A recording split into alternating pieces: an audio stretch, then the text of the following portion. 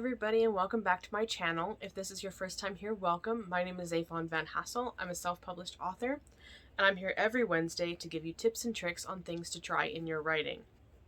Now, this is part 4 of a this is part 4 of a 5-part series on character development and character building. Last time we talked about appearance. The time before that we talked about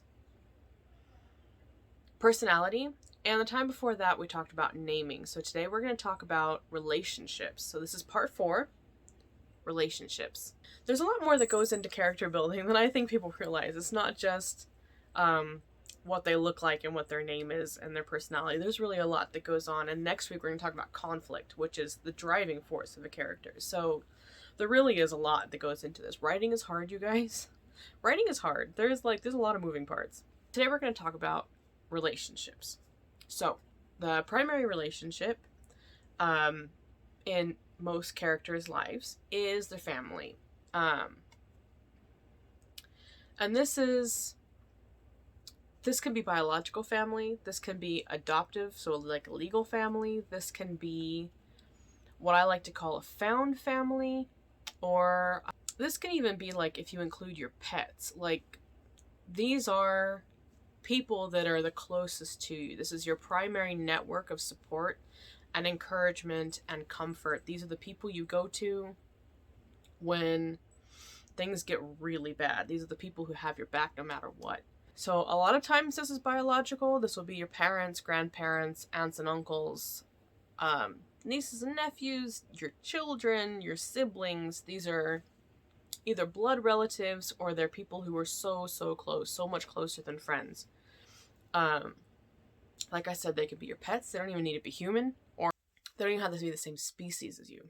So, but these are your nearest and dearest. These are the people closest to you in an emotional sense. So who are these people? And what does that close familial bond look like? The next tier is friends. These are people that your character will spend time with, that they enjoy hanging around with. There will be some degree of emotional support there, but not as close as family.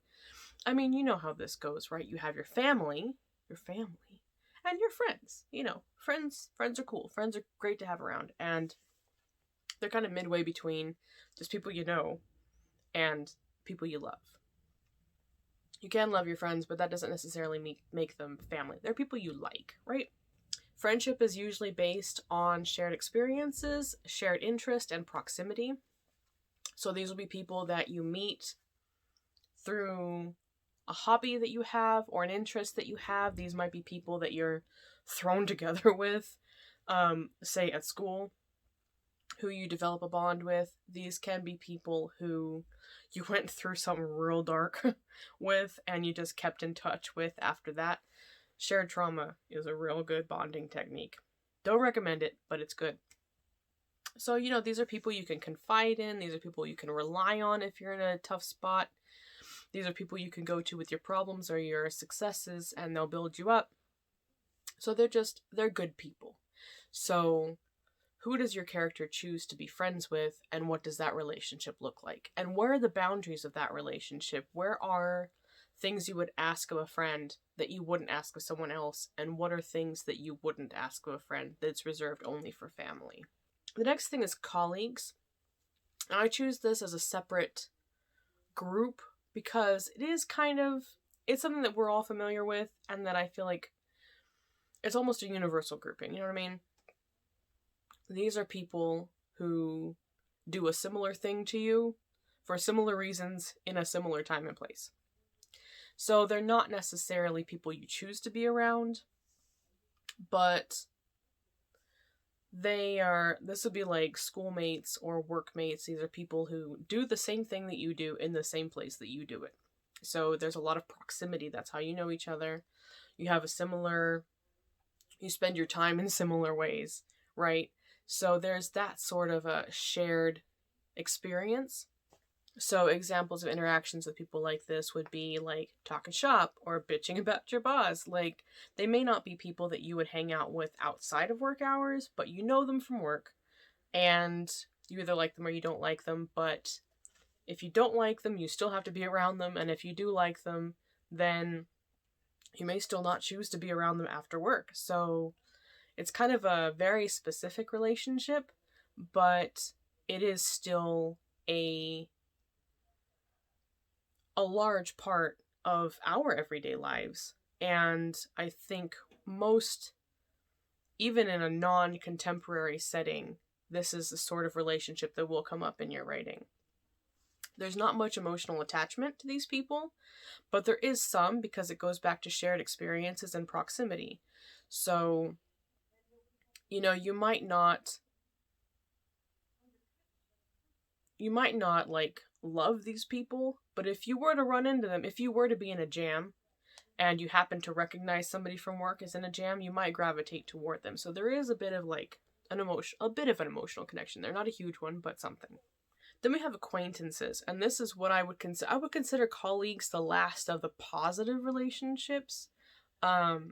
Mostly because colleague does imply a certain amount of respect based on, again, like I said, proximity and shared experiences, but also an awareness of they do the same thing that you do. So, you know, if you have respect for your own work ethic, chances are you probably have respect for what they're going through too. Acquaintances are a true neutral. So acquaintances are just someone you know. You know, you're not close enough with them to be friends.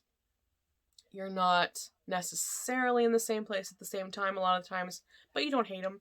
They might be a neighbor. They might be a friend of a friend. They might be a distant relative. They might just be some person you see regularly, like somebody who works at a store that you go to, or somebody who works at a restaurant that you go to. Like, they're not a close relationship, but you recognize them, you know. So acquaintances can have functions in a story. They can be like the friendly bartender that your character recognizes. They can be like the paper boy, you know what I mean? Like, they tend to be background characters, but they can grow into something more, and they can have their own interesting pieces about them.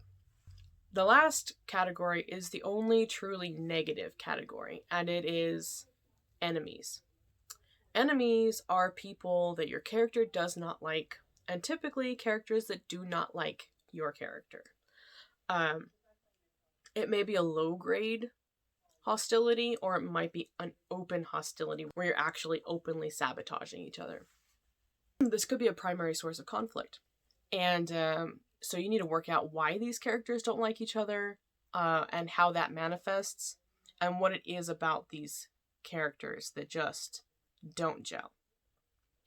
Now, you can combine a lot of these characters, right? You can have people in your family, in your blood family, who are enemies. That's the thing that happens.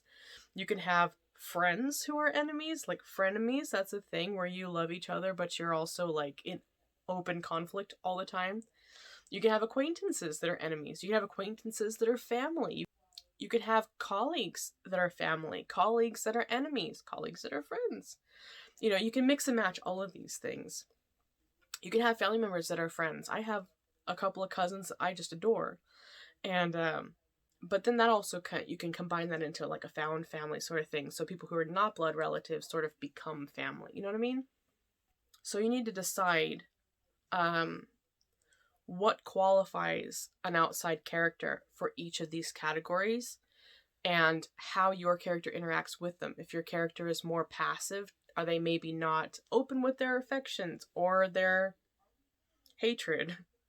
Are they not, are they one of those people who's like open and friendly with everybody, but they only tell their secrets to certain groups of people? So how does that dynamic change based on the personalities of the people involved? Okay? This is a pretty short one. I actually thought it was going to be longer, but it's pretty short, and I'm kind of happy about that because my voice is starting to go. So, if you enjoyed this video, give me a like and comment, and let me know if you can think of any other things that might be other relationships or other ways you can interact with people. or if this helped you at all. If you know anybody that this would help who's struggling with their character relationships, go ahead and share it with them. And be sure to hit the bell so that you know when I post my last video, which is conflict. I will see you guys next week. Bye-bye.